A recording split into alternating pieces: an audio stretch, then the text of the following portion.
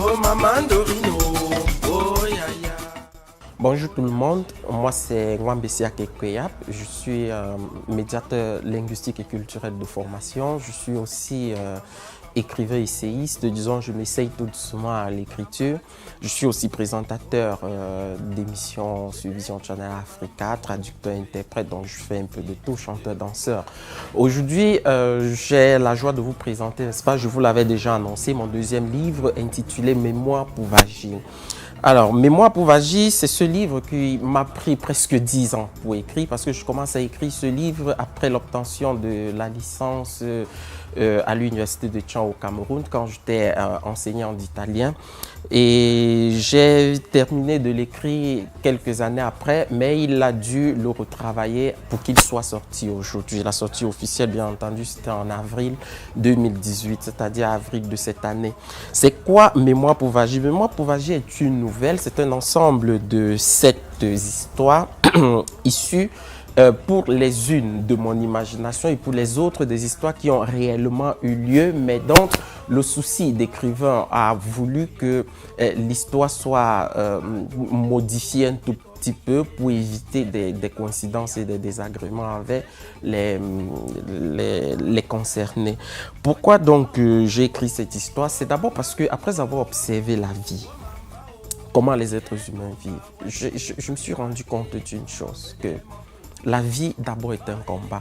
Tous les jours que nous passons, nous devons surmonter des difficultés et que généralement les difficultés ne viennent pas de loin.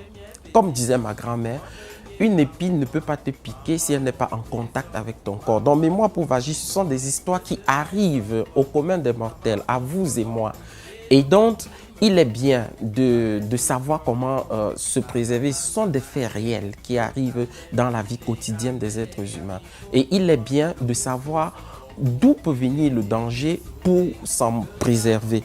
Il est vrai, cette histoire, ce roman renferme des histoires très tristes. Il y a la mort, il y a des esprits, il y a des invocations, il y a des incantations, il y a tout ce qui peut être mis au courant pour nuire à son semblant et ce qui peut être mis à contribution pour faire du bien à l'autre.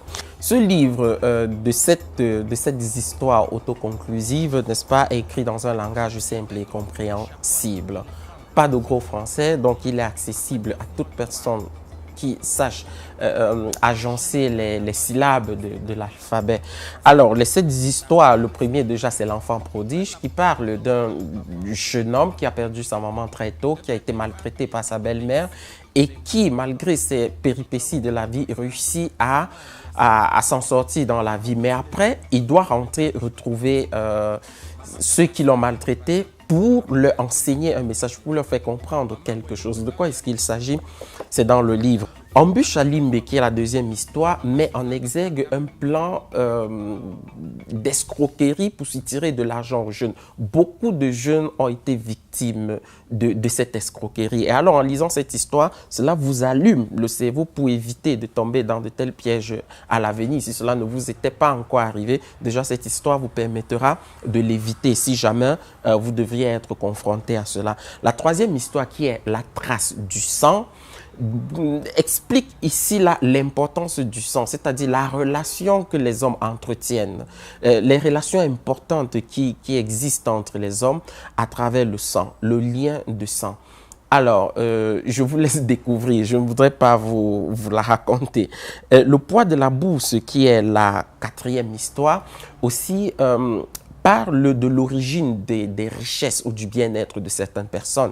Parce que nous savons, certaines personnes, pour jouir de biens matériels et vivre de façon, de vivre comme un pacha, posent souvent certains actes qui, après, dont le retour est souvent catastrophique pour eux et pour leur famille. Il s'agit de quoi? La quatrième histoire vous en parlera. En ce qui concerne la cinquième, qui est En route pour l'Ouest. En route pour l'Ouest est l'histoire d'un jeune garçon très brillant, un étudiant qui ne laissait aucun de ses enseignants indifférent parce que vraiment fort, et qui a été victime d'une trahison, une trahison très forte, une trahison pathétique qui a laissé tout le monde pantois de la part de celui dont il s'attendait le moins, un de ses amis. De quoi est-ce qu'il s'agit? C'est dans le livre. La cinquième histoire, la sixième histoire autant pour moi, sucre amer.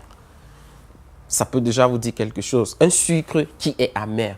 Alors, ça parle des intempéries de la vie concernant le sexe. Parce que généralement, on n'en parle pas très souvent. Mais j'ai pris sur moi le soin de raconter, de parler d'un autre pan du sexe, un autre côté du sexe qu'on ne connaît pas, qu'on ne trouve pas. Donc, en lisant cette histoire, on comprendra de quoi il s'agit et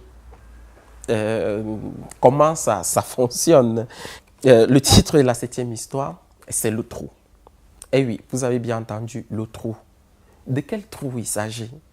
À vous de découvrir. C'est dans Mémoire pour agir, de Juan Bessia Kekoyam. Je vous remercie, espérant que vous serez nombreux à vous en approprier. Au revoir.